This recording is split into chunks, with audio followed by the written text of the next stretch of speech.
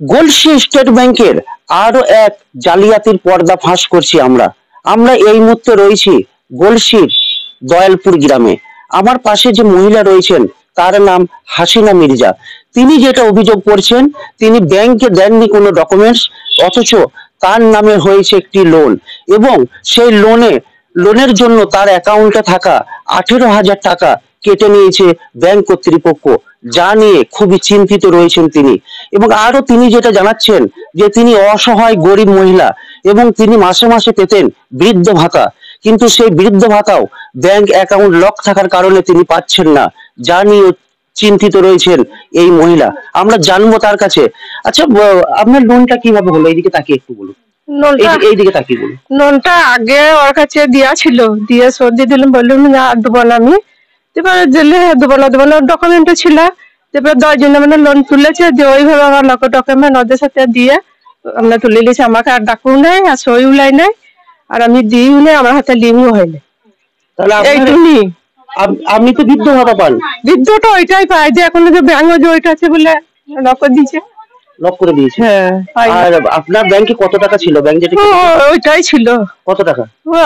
17-18 টাকাই ছিল। 17,000 দিয়েছিল কিছু, দিয়ে যে কেটে নিলাম প্রথম 2,000, আর ওই 7,000, 8,000, 9,000 আর ওই 2 মাসে যে ব্যাংক লক আছে এটুকু। একটা ওই যে 1 লাখ টাকা তুলেছে ওরা ঢুকোই নাই, ওরা 10টা লোকই আমার হাতে তুলি।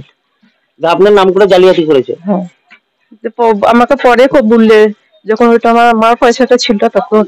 যেদিন এই লোনটা তুলেছে 1 লাখ টাকা, সেই দিন আমাকে জানাই নাই, আমি যাই না, আমি জানিও না। এই হচ্ছে ব্যাপার। ব্যাংক, আমি গরিব মানুষ, তুমি আমার লোন মুখ করে দাও, আমার অ্যাকাউন্টটা আমি বিধবা ভাতার জন্য পাই, আমার এই লক খুলে দিন, ওষুধ পানি খাই। ওইটা কোনো লোন নিই নাই, আমার ডকুমেন্ট আমি দিই নাই, তার ভিতরে ওরা টাকাটা তুলে নিয়েছে। আমি খুব গরিব, ওই অধিভাগ আমি আমার বৃদ্ধ ভাতার টাকাটা আমার লক রেখে দিয়েছে, আমার ওইটা যেন খুলে দিন। ব্যাংক যুক্ত আছে, ব্যাংক না যুক্ত না থাকলে কি করে হয় বলো? এটা আমি তো কাগজ দিয়ে আমি তো তুলি না, আমি না গেলে ওরা কিভাবে তুললো টাকাটা? তাহলে ব্যাংক কোনো যুক্ত আছে?